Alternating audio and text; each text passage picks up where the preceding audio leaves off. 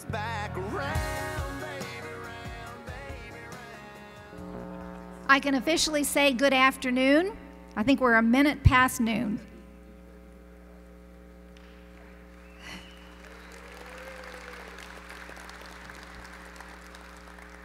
We still have about 3 or 4 buses that are a little bit delayed. They'll be rolling in, but we know with our time to step off on the march, we have to go ahead and start on time, and they will just join us as they get here.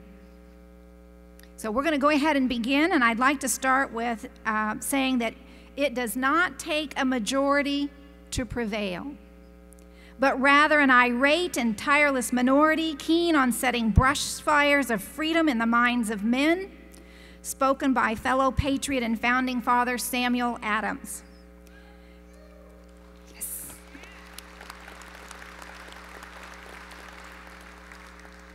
If there is one thing here today that distinguishes you from all the other Illinois gun owners who are not here, the 2 million now FOID card holders that we have in the state of Illinois, it is the spirit and character that you share with other patriots who are keen on setting brush fires of freedom in the minds of men and women. And we commend you for your commitment to be here today. The burden of bearing that flame of liberty has always fallen on a tireless minority, and we thank you for your strength, your perseverance, your vigilance, and your faithfulness.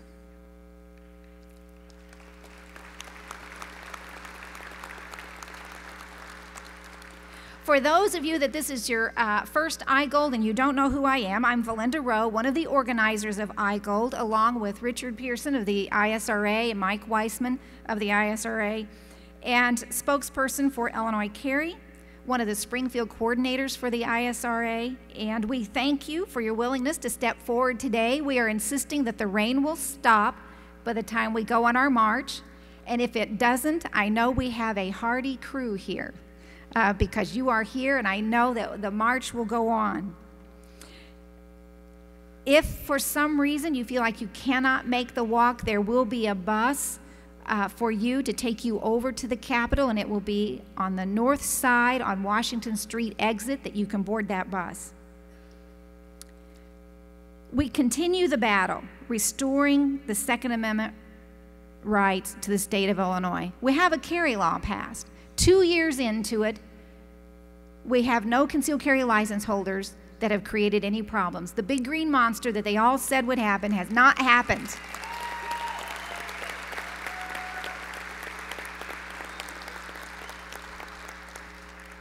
But with 23 categories of prohibited places that we still cannot carry, with a $150 license fee that makes it prohibitive for the poorest people who live in some of the dangerous neighborhoods, and with the other restrictions they want to continue to heap up on us, the lawful, law-abiding citizens of this state, we must fight on.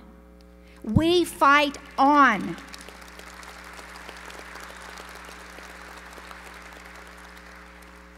I want you to join me. We fight on. Fight on. Fight on. Fight on. Fight on. I want you to turn to the people next to you. Just look at the person next to you and say, fight on. Encourage them. Fight on. We fight on. We faithful. We the minority. We that set the brush fires of freedom, we fight on. I'd like to begin our program by introducing the president of the Illinois State Rifle Association. We're very thankful for the statewide organization that helps fund this event and who allowed us 10 IGOLDs ago to join their lobby day and inviting gun owners from all over the state of Illinois. Our 10th IGOLD today, IGOLD 2016, and I want to introduce the president, Don Moran.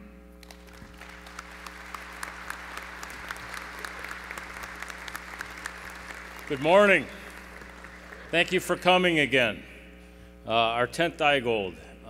Some of us remember before IGOLD existed, when we would come down here with just a handful of people, and then we got a lot of the organizations in Illinois together, decided to team up and bring all the gun owners and gun activists in the state here at the same time.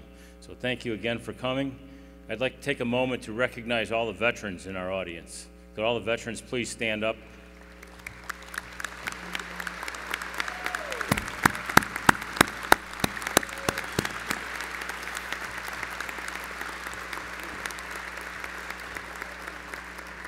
Thank you very much. Now, I'm going to introduce Mike Weisman, the ISRA board member, who's going to lead us in the National Anthem. That means, lead us means you guys get to sing too.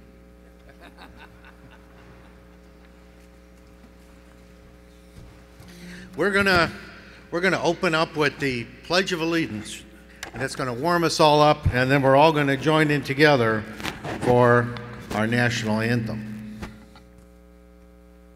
I pledge allegiance to the flag of the United States of America and to the republic for which it stands, one nation, under God, indivisible, with liberty and justice for all. Now, I have joked with Valinda Rowe in the past about singing the national anthem at IGOLD, and I'm not really a singer, but we're all freedom fighters.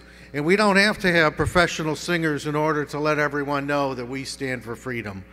So I'm going to sing the national anthem, and you guys are going to help me.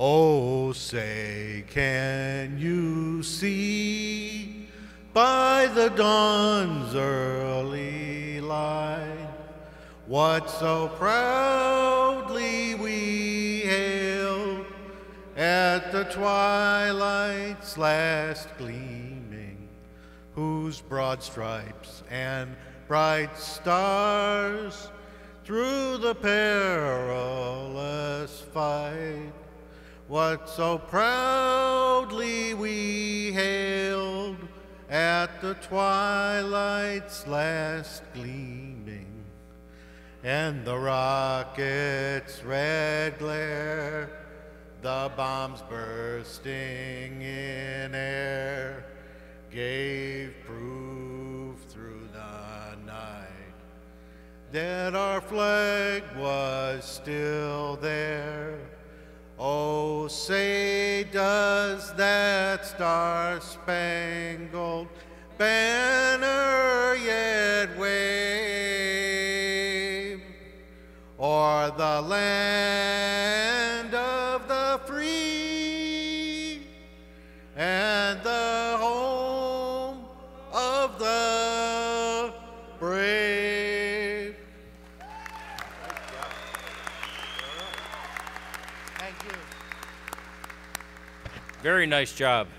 And I love that everybody stood up and paid attention when we sang the national anthem, as opposed to most baseball games that you go to or any other sports activity. Gun owners are the best. I'd like to take this time right now to introduce Richard Pearson, Executive Director of the ISRA. Thank you. Thank you all for coming today. I really appreciate this good crowd on such a rainy day. But we're here and we're going to fight on, as Valinda has said. My job is to introduce some people here today, and of course I would like to start out by recognizing the family of Otis McDonald. If you'd stand, please.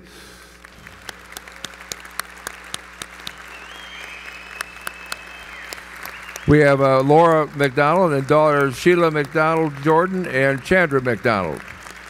Thank you. And we also have with us another one of our heroes, heroines, I guess, Rhonda Ezell. Rhonda, will you please stand? Rhonda is in the Chicago lawsuit. Okay.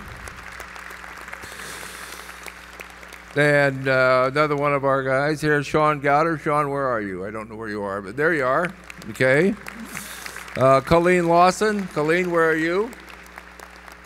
I don't see Colleen. Oh, there she is. Okay. Thank you very much for all that you've done. And then I want to introduce the ISRA staff. We have Lori Schaefer, Renee Mitchell, and Mary Garrity. So if you need to see any staff people, they're here, at least for a while. So anyway, we have a nice program. I wanted to let people know that yesterday, Valinda, myself, and Mike Rowe met with the governor, and the governor is very supportive. We all worked on problems with the governor before, and I think all the problems we worked on were resolved, right? So we gave him a new list, you know. So, but, you know, there's a lot to do. You know, we think about lobbying legislators, but we also have, you know, the JCAR, the Joint Commission on Administrative Rules. We have the various departments like IDNR, ISP. Those are all the things that we also have to lobby on. So not everything is running around seeing legislators and writing position papers. So we have a lot to do, and we are doing it. As you know, our lobbying team consists of myself and Maureen Mulhall, who's up here, Jim Vanopel, past president of the ISRA and served with George Washington at Valley Forge. But a lot of good people. We also have Mike and Valinda Rowe and Coy Pugh also. So we have quite a lobbying team, and it keeps us all quite busy. So thank you for coming, and Valinda was exactly right. If you look around at the people in this room, these are the people who are carrying the burden of the Second Amendment in Illinois, and I thank you for that. No one could do this alone. Right now, I'd like to introduce another hero we have, Mr. Chip Eberhardt. Chip? And Chip does one of the NRA commercials that we all love so much. Chip is one of the places where Freedom's Safest Place is. Chip. And if you will look up at the screens on either side, we have a feature before Chip speaks, and the NRA is producing a wonderful series of videos and commercials entitled Freedom's Safest Place. And the NRA members, we are the defenders of freedoms and Freedom's Safest Place, and Chip is featured in one of those. So take a look.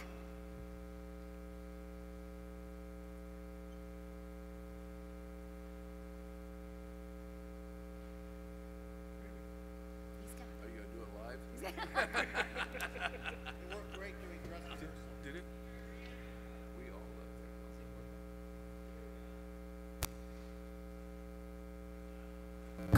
a place where the law doesn't matter.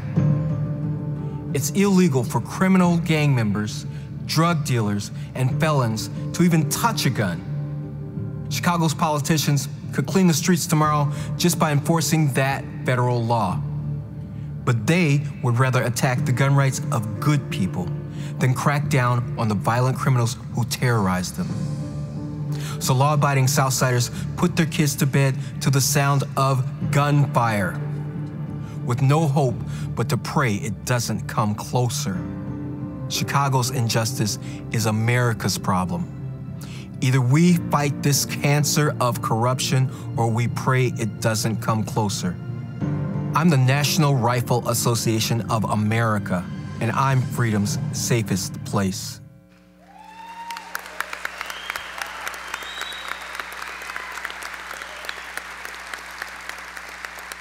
Please welcome NRA, ISRA, and IllinoisCarry member Chip Eberhardt. Thanks a lot, Valinda.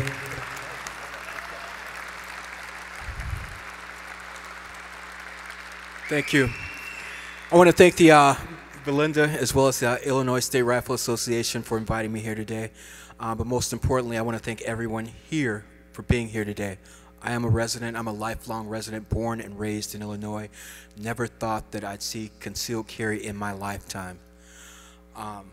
Boy, what a wonderful gift it is.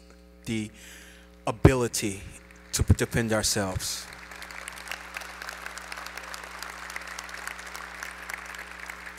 The right to self-defense That's a God-given right. That's not something we get from a piece of paper or a government or a constitution. But we're fortunate in the United States of America to have a constitution that promises law-abiding citizens the ability to defend themselves. Now, we started the fight, but the fight isn't over. We still got work to do. And as you all know, and I know I'm preaching to the choir, politics is like a game of football. Either you play the game or you are the football. And everybody's here today because you're tired of getting kicked around. Everybody's suited up in their yellow, and after the parade, we're going to go out there and we're going to make a play in the legislative offices. So let's hope that these April rains bring May legislative gains. Okay? So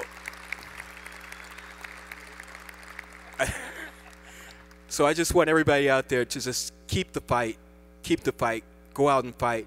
And remember, I'm an IllinoisCarry member, Second Amendment Foundation member, Illinois State Rifle Association member, National Rifle Association of America, and I am freedom's safest place.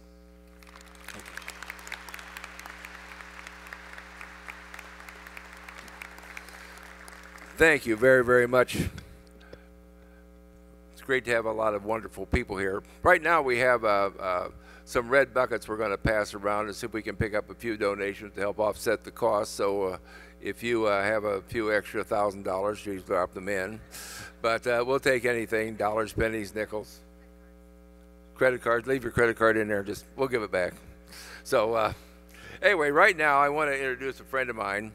One of the greatest firearms instructors that I have ever taken a class from and that I've ever met, and I've met quite a number.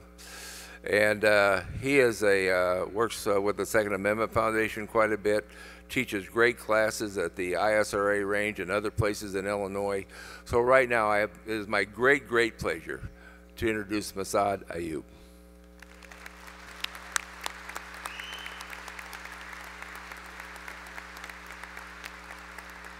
Thank you, Rich.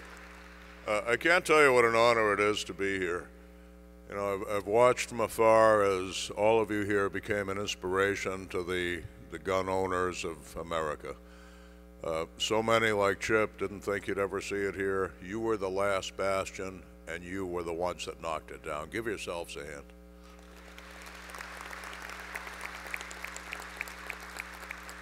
Remember many years ago coming to Chicago, even prior to the Law Enforcement Officer Safety Act, the laws of Illinois allowed out-of-state peace officers to carry here.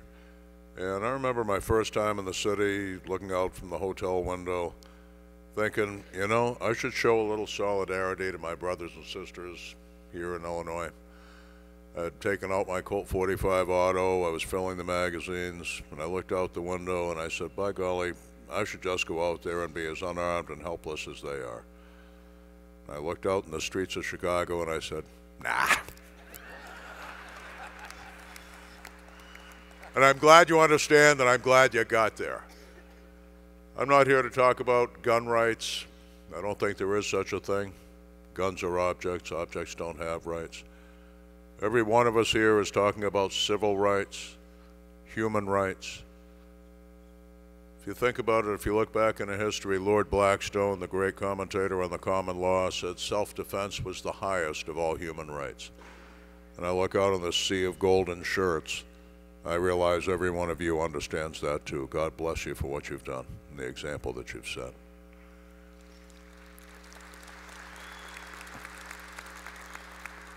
The issue I've been asked to address today is the gun-free zones, which I saw some signs out there that share my sentiments. Every time I see gun-free zone, I read hunting preserve for homicidal maniacs. It was one of Chicago's own, Professor John Lott, that was the first to publicize the fact 4 years ago after the atrocity in the Aurora Theater, that if you plotted where that monster lived, there were other theaters that were much closer to his home. There were other theaters that were having midnight showings of that new movie that night that would have had a much larger audience, and the evidence shows what he was looking for was to establish his sick record of the most helpless human beings ever killed by one of his kind. But he didn't go to any of those. He went to the one farther away that was a gun-free zone. He killed, and killed again, and when he walked out, the first moment he saw an armed man, he dropped his guns and surrendered like the yellow dog he was. And that has been the history of these monsters. Once they're confronted by someone like you, once they're confronted by someone who has not been defanged by a gun-free zone sign, one of three things happen.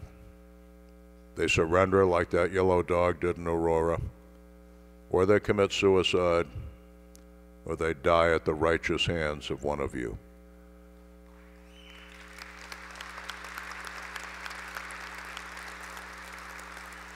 Y'all remember a couple of years ago, Diane Sawyer on television telling the world, "We've studied and done our research, and no armed citizen has ever stopped a mass murder." How many remember that? Yeah, well, if her research is that pathetic, she needs to be in another line of business. One of the incidents she cited was the atrocity in Aurora, July 20, 2012. 3 months to the day almost, April 22nd of that same year, another homicidal maniac showed up at the New Destiny Church in Denver, Colorado, just outside of Aurora. He had his pockets full of ammunition. He opened fire, and he got one victim. By surprise, he was able to shoot down the pastor's mother. And the slaughter ended there because an armed member of that congregation, the pastor's nephew, Antonio Milo, drew his gun and shot that maniac and killed him where he stood.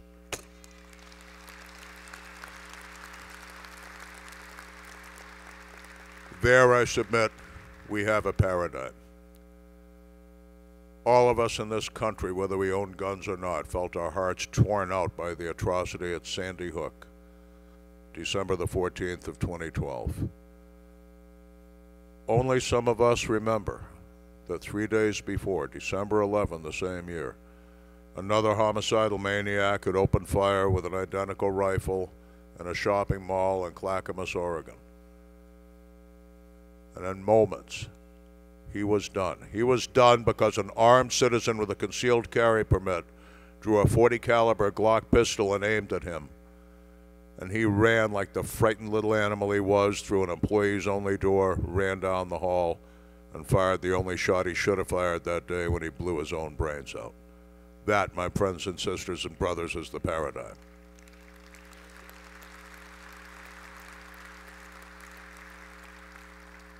Let's look back again to Colorado, the year 2007.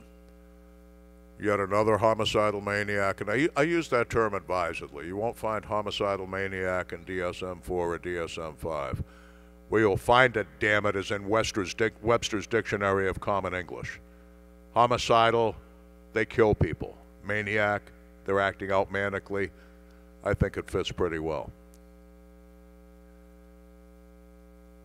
Shows up at the New Life Church in Colorado Springs. He's just a matter of hours before massacred helpless victims at another New Life Church in Arvada. At Colorado Springs, they were ready for him. He opened fire in the parking lot, burst through the doors of the church shooting. An armed citizen with a concealed carry permit, Jeannie Assam, drew her Beretta 92, ran toward him with his automatic rifle, semi-automatic rifle, firing as she went. And she put 9mm bullet after bullet after bullet into him until he only had enough life force left to put that gun in his mouth and suck it off one last time. The pastor said later she was probably credited with saving at least 100 lives. As earlier in Aurora, Antonio Milo had been credited with saving the lives of probably 30 or more parishioners. We can't ignore these things. But as we go back to the atrocity at Sandy Hook, if you look at how it happened, the very first to fall was the school principal. She was a slender, petite, gentle woman. Her name was Dawn Hawksprung. The school, of course, was a gun-free zone. I don't know if she even owned a gun or would have wanted to, but it was never made an option for her. The gunfire began. He shot his way through the door. That tiny woman the witnesses said, rushed toward him, her hands out, reaching toward him, hoping to grab the gun, disarm him, save the children. You can't do that very well with empty hands against a monster with a loaded gun. He shot her down mercilessly, and when he was done, there were 20 dead little kids, 5 more helpless adults who had died courageously but futilely because they had nothing to fight with. And when the first patrol cars came and he knew the good guys with guns were there, he put one of those guns to his own head and extinguished himself. We've seen it again and again. Our nation can no longer ignore the reality.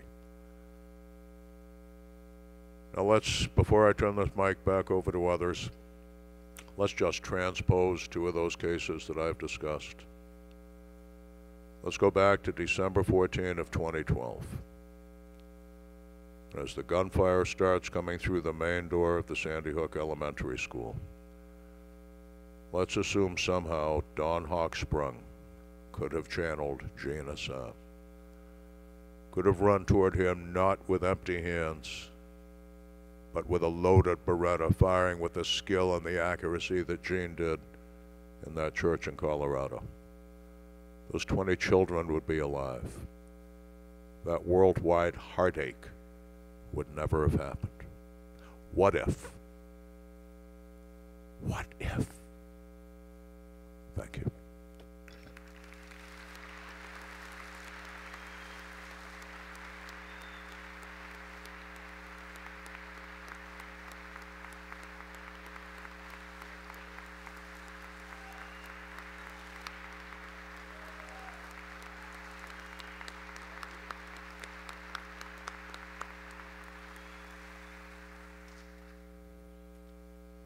We thank Massad Ayoob for coming today. He drove long and hard yesterday to get here in time, and he and Gail, and we're forever thankful for that. Thank you so much.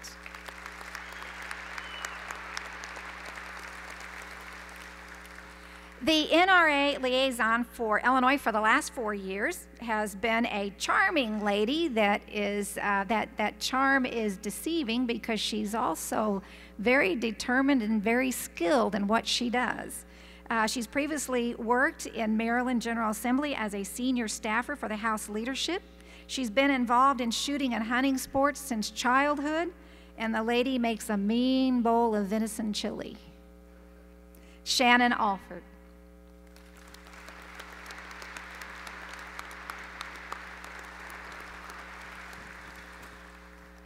Thank you. It's an honor and a privilege to have been asked to address this gathering today. I want to share a couple of stories with you. When I came down to Springfield 2 years ago, at the very end of the debate on the Carry bill that ultimately passed, the Carry bill was on the floor. It came for a vote. We celebrated, and then I had to catch a flight back to Washington, D.C. And I went to the parking garage to get my car out, and I handed over my NRA credit card, and the girl, the parking attendant, looked at my card and she said, "National Rifle Association, what are you doing here?" And I said, "I'm here because we just passed a concealed carry law in the state of Illinois," and I was really excited. And she looked at me and she said, "Really?" And I said, "Yeah, it just passed." And she said, "Really?" And I said, "Yeah." She started to cry because the parking lot attendant just up the road here had an ex-boyfriend who had been stalking her for years, and she wanted to be able to get a gun to defend herself, and she hadn't been able to up until the point that that bill passed. And there I am in my car trying to get to the airport with a sobbing parking lot attendant thanking me, just thanking me and hugging me, because now she could defend herself. Now she could defend herself with the best tool available for the job. And she thanked me, but she should have thanked every single one of you, because I came in at the tail end of it. I stuck my little finger out and pushed it over the cliff. You guys, all of you, you set that in motion, and you did the work to get it started. And thank you so much But as Valinda said when she started this, the fight's not over. And this year, it's so important that you fight. Now, I want to tell you another story. When my father was a kid, he asked my grandfather if he would go and apply to join the local private gun range so that they could go out and shoot. And when my grandfather was filling out the application, on the application for membership to this gun range, it said, "Do you support the overthrow of the United States government?" And my grandfather showed this application to my father, and my father was about 9 years old, and said, "What do you think?" My father said, "The answer is no, Dad, come on. We have to join this range. I really want to go shoot." And my grandfather said, "Nah, And he took his pen and he wrote in, arrow, violent. Do you support the violent overthrow of the United States government? No. And then he explained to my father, and my father explained to me, that he does support the overthrow of the United States government every 2 years.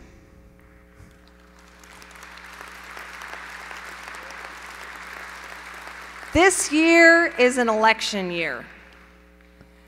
And this year it is so, so important that every single one of you be registered to vote, go out and vote, and that you make sure that everyone you know is registered and goes out and vote. And that's the very least you can do. Now, I know that everybody sitting in this room will do more than that because you're here today. But you need to make sure that the people you meet when you go out to the firing range for put some lead down range on a Saturday, that they are registered to vote and they go out and vote. And you need to make sure that the people you meet in line at the grocery store and the people you sit next to in church on Sundays, that they're registered and they go out and vote. You need to find a candidate that you support and knock doors. Knock on doors. Stuff envelopes. Make phone calls. Do whatever is necessary to make sure that everyone up here, myself, Todd Vandermyde, that we have the folks we need to talk to in Springfield, and that everyone I left back at NRA headquarters has the folks they need to talk to in Washington. Because it doesn't do any of us any good if we re-elect anti-gun liberal politicians. We have to elect leaders who respect our Constitution and leaders who respect the rights that were given to us by God Himself.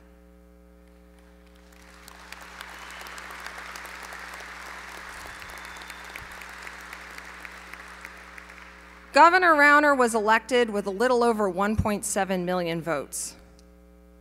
How many FOID cards are there in Illinois right now? 2 million. There are more FOID card holders in Illinois than it took to elect your governor. So there is no reason why that legislature in Springfield and your congressional delegation and our president should be anything but respectful of the rights of gun owners and the rights of Illinois citizens to defend themselves in their homes and on the street.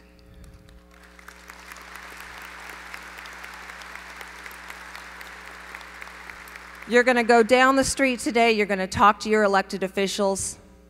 That's your right, that's your responsibility. But I want to make sure, I want you all to promise that when you go home, you're going to make sure that the right people come back next year. Because, ladies and gentlemen, this November, it's time to overthrow a government.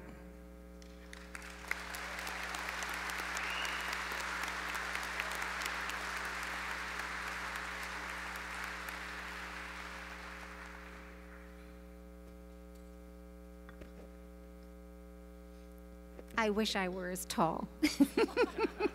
I wish I were as tall.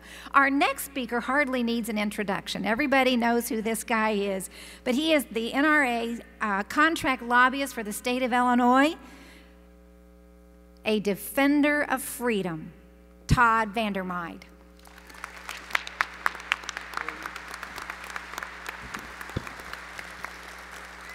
Hello, gun lobby. It's kind of funny when you get pulled over and your license plate on your truck reads gun lobby. The first questions are often entertaining from the law enforcement officers. There's this old Chinese proverb, may you live in interesting times. Boy, do we have them here at the state capitol. We're working on 18 months without a budget, which has caused other issues to get bottled up. But it seems that we're now in the midst of our third year since a carry law was enacted in the state of Illinois.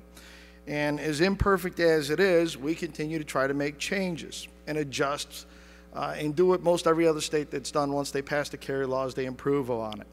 Florida's law today was not the one they passed back in 1985. So with that, but you know, a funny thing happened last year. Shannon was here at the Capitol with me. We were meeting with a couple of legislators. And a legislator, when we were trying to find out why they were not allowing our bills to move forward, even though we'd introduced 100 bills to correct the carry law and fix other parts of the criminal statutes. He looked at us and he told us in no uncertain terms, we gave you carry, you should be happy. He gave us a carry law? And I promptly responded to him, no you didn't, Senator. A federal judge did. We told you what we were going to do 2 years ago. You didn't listen.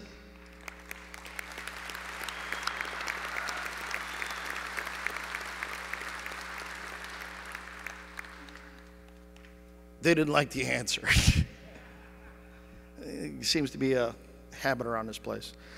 But with that, we're now running into the situation for the third consecutive year that they want to relegate the Second Amendment to a second-class right. We're going to have a committee hearing this afternoon in the House about allowing your mother-in-law to petition the court to have your guns taken away. Yeah, they've got this thing called a violence restraining order, and the way this thing is written, that anybody that is related to you by blood, marriage, or living in your dwelling can go to the court and on hearsay evidence petition the court to have your rights removed, the guns forcibly removed from your house by a search warrant. They haven't been able to beat us in the legislature, generally speaking. They haven't been able to beat us in the court. So what they've tried to do now is just make up these cute little bills that just take more and more rights from more and more people. And that's what we're up against this afternoon. And it's going to be a dogfight because the committee is made up poorly for us. But at the same time that the anti-gunners are getting hearings on their bills, we've been yet to be afforded a single hearing this year on any one of ours. Oh, they sent the bill to allow for a 10% tax on firearms and ammunition to a committee where they could have got a hearing. We were going to crush it. But our bill to outlaw the punitive taxes on guns and ammo that they've passed in Cook County is still stuck in the Rules Committee. Leadership fears us. They fear what we can do. They fear the votes that we can muster. And that's why when you go over to the Capitol today, you have one question. Why can't we get our hearing? Why can't we get a vote on our bills? 3 years. Last year, a small trailer bill passed that clarified some very minuscule parts of the carry law. The biggest part of that bill was changing a novel interpretation of the law for Sparta so that the vendors down there could sell, shotguns and rifles to competitors that come for the Grand American. It was about keeping a huge Southern Illinois economic engine going. And the funny thing is that over in the Senate, the leadership in the Senate chose to strip out a provision to let our active duty military personnel who are stationed here to get a carry permit, even though they're not a resident. And they stripped that out because they don't like it. So, speaking as Don's a veteran, I'm a veteran for some of the other guys, I'd really like to know what the Illinois Senate has against veterans in this state. Why some of them were capable of flying an F-16 out of the Springfield airport but they're not qualified to get a license to carry a handgun for self-defense. You're capable of leading a patrol through anywhere from Afghanistan to Nicaragua or wherever it may be, but you're not smart enough because you're stationed at Scott Air Force Base as a Pennsylvania resident to be able to get a license to carry a firearm in this state for self-defense. So the questions today would be polite, be firm, but be polite. But ask them, why won't leadership give us our votes? Why are we the only group in the Capitol that can't get a hearing or a floor vote on our issues? They're scared. Because believe it or not, we're the only state between New York and California where it's illegal to own a suppressor in the country. And we're on the verge of changing that.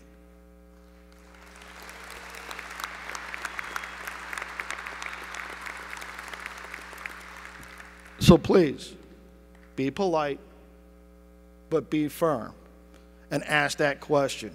Why is the leadership and the Illinois legislature, particularly in the Senate, want to relegate the Second Amendment to a second-class right? Thank you. Have a nice day.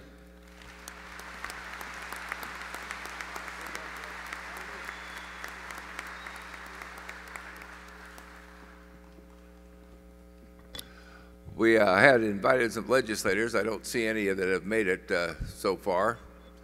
But so we're going to introduce Mike Weisman, and we're going to go over what's in the packet and that sort of thing. Mike, are you ready? Sure am, Richard. All right. Thank you. Mike Weisman.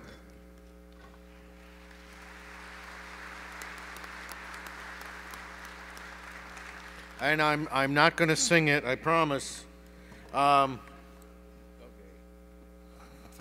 So we've been doing this for a few years now, and we have tuned what's in the packet. And besides, we have a general agenda. We have the office numbers and the phone numbers of your Illinois state representatives and senators on 3 sides of the material in your packet. And what we'd like you to do is to use that together with these lobby cards. Now, the lobby card, there's a lobby card for your Illinois state representative, and there's one for your senator, and each one has a selection of bills that we would like you to urge your representative or senator to oppose or support. And these aren't necessarily carved in stone. I believe these are all still alive at this time. We come up with a selection of bills that are representative of what's out there. These aren't all of the good bills, and they're not all of the bad bills, but they're the best of the best and the worst of the worst. So we would like you to urge your representative to oppose the bad ones and support the good ones. And we know they're busy. They're in committee. They're in session. If you're not able to actually talk to your representative or senator in person, you've got the card. You can drop it off. And we've had more people here in the past. We've had more people than we could possibly have each representative spend 5 or 10 minutes with. So yet another reason for the cards. And we've got a card for each of the leadership of these two different houses. We've got a card for Speaker of the House Mike Madigan, and we've got a card for the Senate President John Cullerton.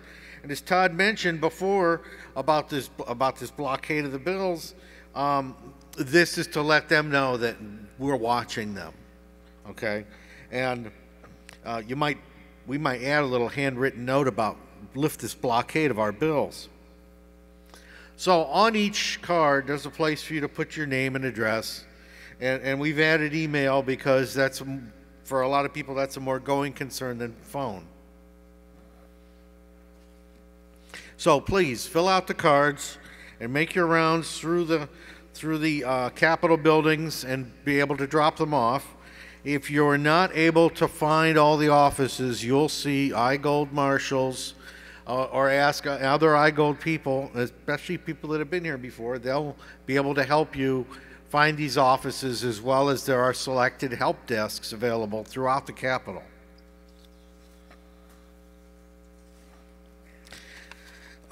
When we leave here, we're gonna form a march, and we're gonna march up to the Capitol, and we've done that several years now, and we've run into some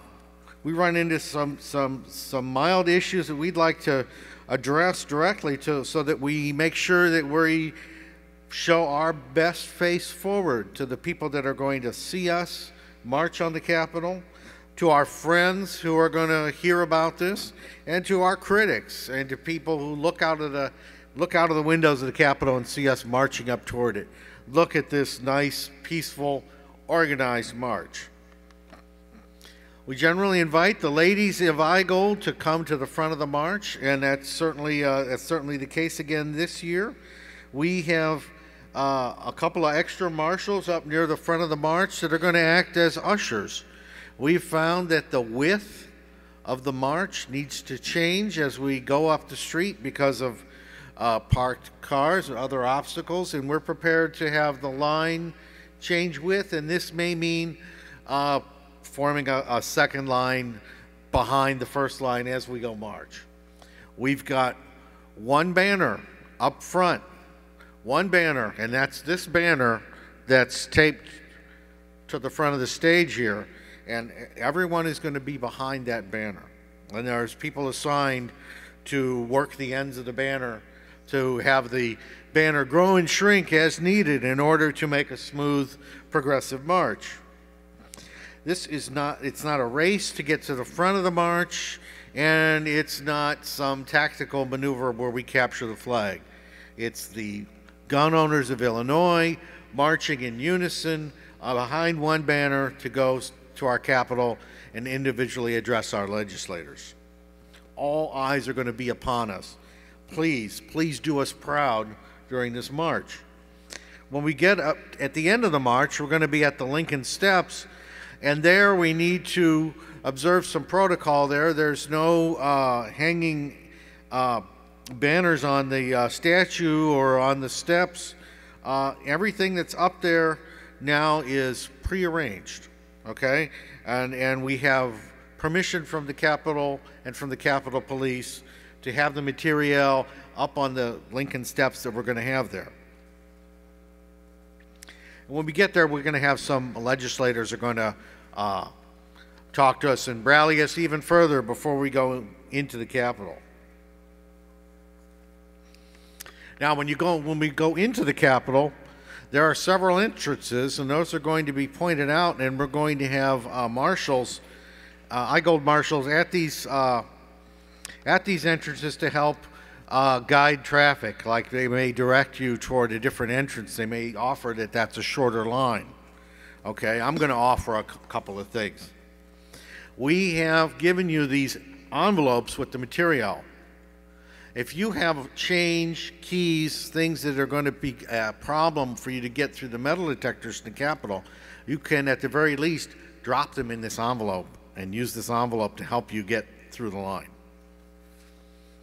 In case it's raining when we have the march, if you are very skilled in origami, you can create a raincoat out of this envelope.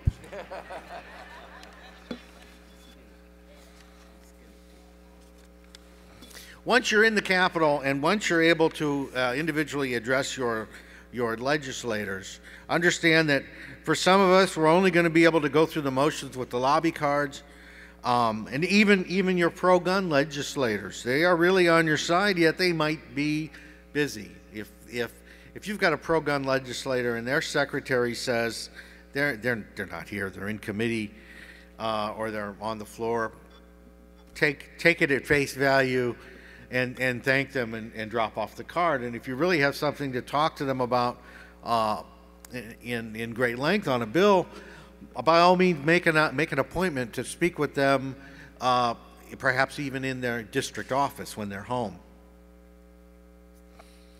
Remember that the secretaries of the legislators do not share the political viewpoints of the legislators. They're employees.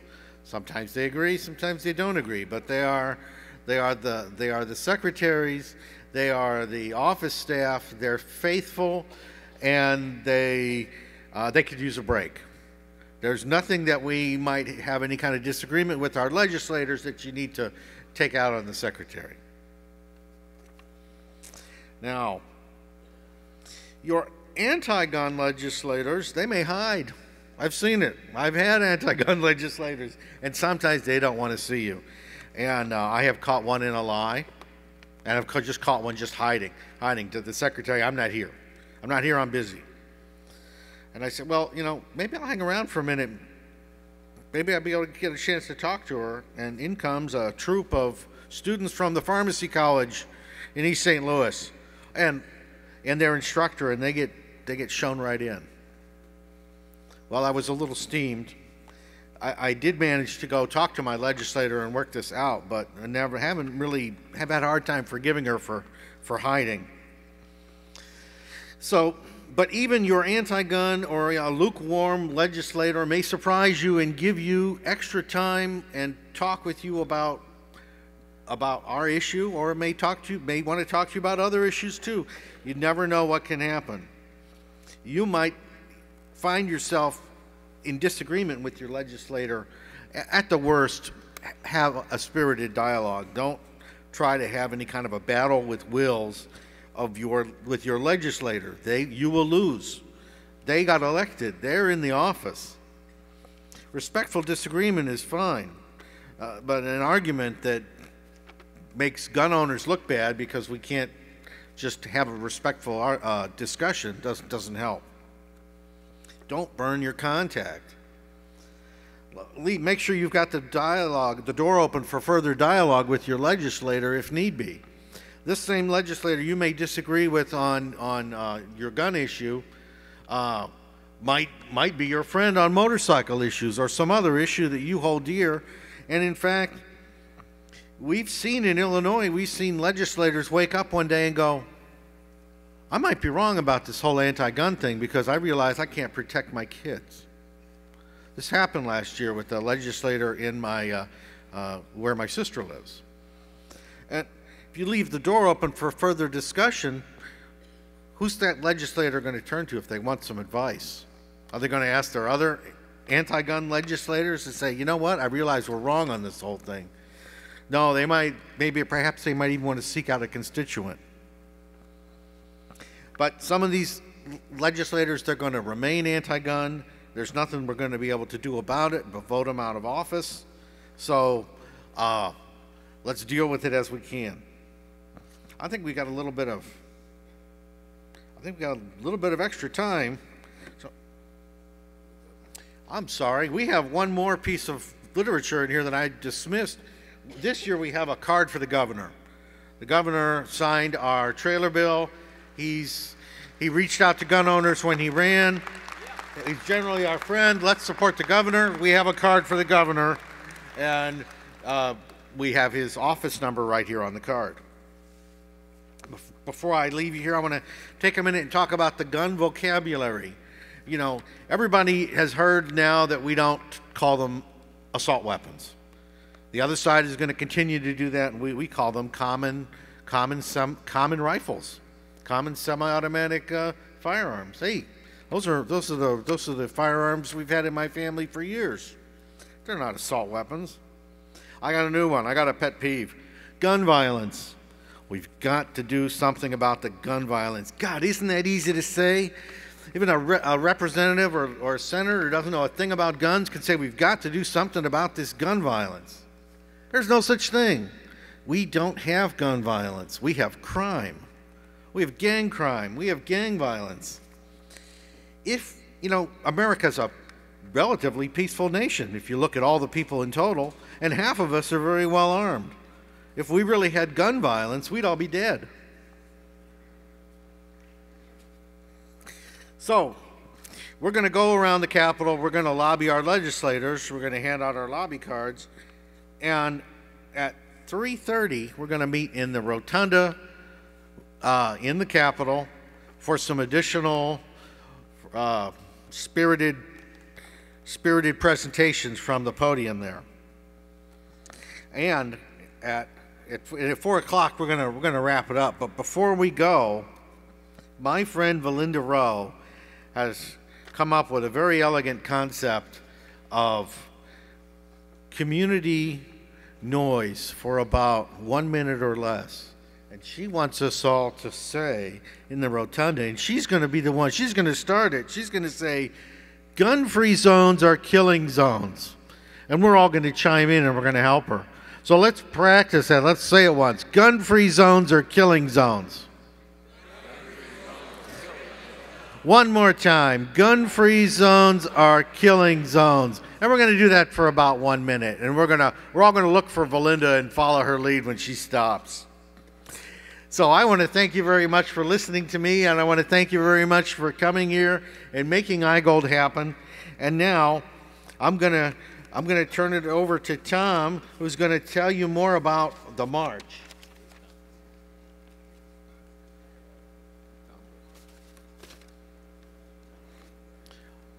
Okay, Tom Schaefer is not on the stage at this time. So, in a few minutes, we're going to get up and we're going to work our way towards the big double doors up front, but you don't go all the way to the lobby, but behind the seating, there's a set of big double doors at an angle that roll up, and that's where we're going to stage ourselves for the march. Now we have some flags that we can carry. We need some volunteers near the front to carry flags, and then we have a selection of signs that we can carry throughout the march. The signs are provided by our good friend Mark, and Mark's been tirelessly producing these signs for years.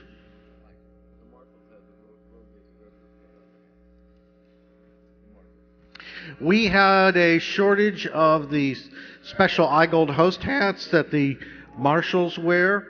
So this year, the marshals will also have yellow IGOLD hats with Rosie the Riveter pins on the hat. So use those to identify your marshal. This gentleman over here has one of these pins.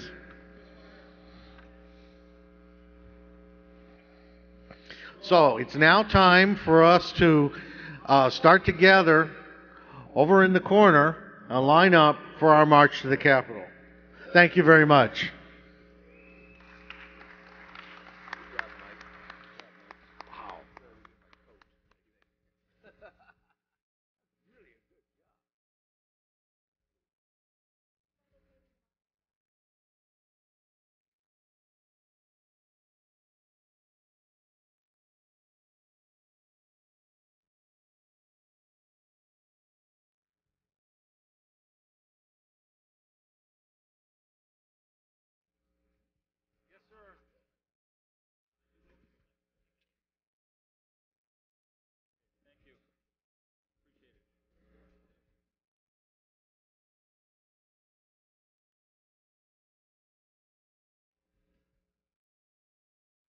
I've just been told that it's still raining some outside. It's not raining too hard to march, but it is raining too hard to set up the electrical equipment at the Lincoln Steps to have the sound system set up.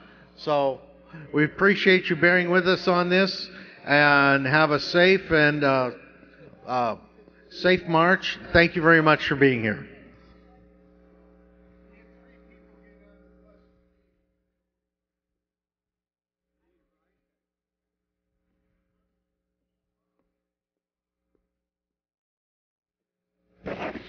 For the people that are not going to be able to march but need to get to the Capitol, on the north end of the building, there are a couple of buses set up to help take those people to the Capitol. That you would exit the opposite corner of where people are.